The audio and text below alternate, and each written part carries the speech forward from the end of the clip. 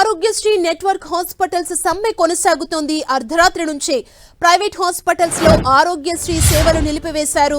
ప్రభుత్వం నెలకు 100 కోట్ల రూపాయలు ఇస్తామని హామీ ఇచ్చింది. అయినా నెట్వర్క్ హాస్పిటల్స్ పట్టు వీడలేదు. నెలకు కనీసం 500 కోట్లు విడుదల చేయాలన్న నెట్వర్క్ హాస్పిటల్స్ అసోసియేషన్ పట్టుబడుతోంది. సమ్మెపై వెనక్కి తగ్గేది లేదని network hospitals association president Vaddiraju Rakesh తెలిపారు. మరోవైపు ఆరోగ్యశ్రీ సేవలు యథావిధిగా కొనసాగించాలని సర్కార్ విజ్ఞప్తి చేసింది. ప్రైవేట్ హాస్పిటళ్ల యాజమాన్యాలకు ఆరోగ్యశ్రీ సీఈఓ ఉదయ్ కుమార్ విజ్ఞప్తి చేశారు. వైద్య సేవల నిలిపివేత నిర్ణయాన్ని వెనక్కి తీసుకోవాలని కోరారు. గత 21 నెలల్లో 1779 కోట్లను హాస్పిటళ్లకు ప్రభుత్వం చెల్లించింది.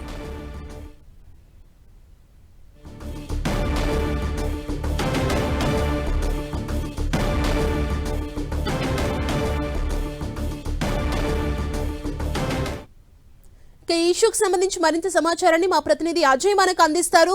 అజయ్, చూసుకోవచ్చు, ఈ రోజు నుండి ఆరోగ్యశ్రీ సేవలు బంద్ చేస్తున్నట్లు ప్రైవేట్ నెట్వర్క్ ఆరోగ్యశ్రీ హాస్పిటల్స్ ప్రకటించినటువంటి పరిస్థితి మనకు కనబడుతుంది. అయితే ఇప్పటికే ప్రభుత్వంతో 20 రోజుల నుండి చర్చలు జరుపుతున్నప్పటికీ కూడా ప్రభుత్వం నుండి సరైన స్పందన రావడం లేదు.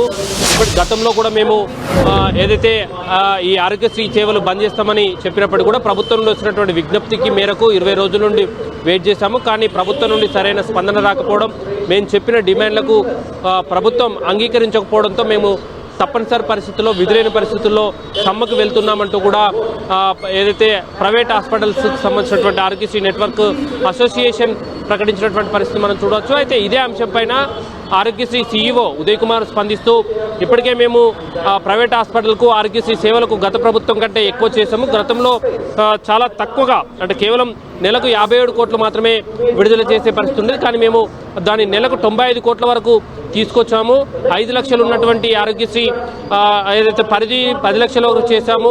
గతంలో కంటే 22% ఎక్కువగా వ్యాధులకు సంబంధించినటువంటి దానికి కూడా మేము ప్యాకేజీ పెంచి ఇస్తున్నాము అంటూ కూడా ఛార్జీలు, వైద్య చికిత్సలకు సంబంధించినటువంటి ఛార్జీలు పెంచి ఇస్తున్నామంటూ కూడా చెప్తున్నటువంటి పరిస్థితి కనబడుతుంది.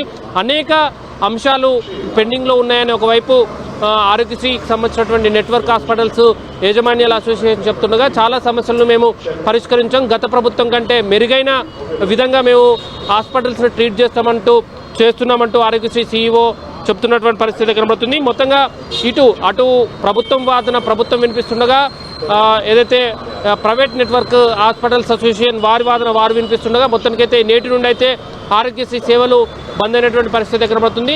అయితే సాధారణంగా వచ్చేటువంటి రోగులు ఎవరైతే ఉంటారో వాళ్ళకు సంబంధించినటువంటి సేవలన్నీ కూడా ఈరోజు బంద్ కానున్నాయి. ముఖ్యంగా ఎమర్జెన్సీకి సంబంధించినటువంటి సేవలు అయితేనేమి, అదేవిధంగా ముందస్తు షెడ్యూల్ ప్రకారంగా ఉన్నటువంటి సేవలు అయితేనేమి, కిడ్నీ స్టోన్స్ అయితేనేమి, ఇతర దీర్ఘకాలిక వ్యాధులతోటి జాయిన్ అవుతున్న వారైతేనేమి, వాళ్ళందరికీ ఈ రోజు నుండి ఆరోగ్యశ్రీ పథకం కింద కాకుండా cash and pay and use విధంగా ట్రీట్ చేస్తామంటూ కూడా ఆరోగ్యశ్రీ నెట్వర్క్ హాస్పిటల్స్ అసోసియేషన్ చెప్తున్నటువంటి పరిస్థితి కనబడుతుంది.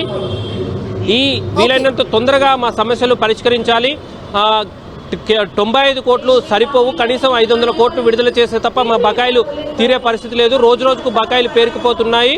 ప్రభుత్వం స్పందించి తక్షణమే ఇవి విడుదల చేయకపోతే భవిష్యత్తులో రోగులకు సరైన వైద్యం అందించలేని పరిస్థితి మా దగ్గర ఉంది. వాళ్ళకు మందులు కూడా ఇవ్వలేని పరిస్థితిలో ఉన్నామంటూ private Aarogyasri network hospitals association అయితే చెప్తున్నటువంటి పరిస్థితి మనకు కనబడుతుంది. నేటి నుండి అయితే ఆరోగ్యశ్రీ సేవలు బంద్ అయిన నేపథ్యంలో మరి ప్రభుత్వం వారితో చర్చలు జరుపుతుందా, లేకపోతే మేము మెరుగైన విధంగానే ట్రీట్ చేస్తున్నామంటూ తమ వాదన కట్టుబడుతుందని చూడాల్సిన అవసరం అయితే ఉంది. థాంక్యూ అజయ్.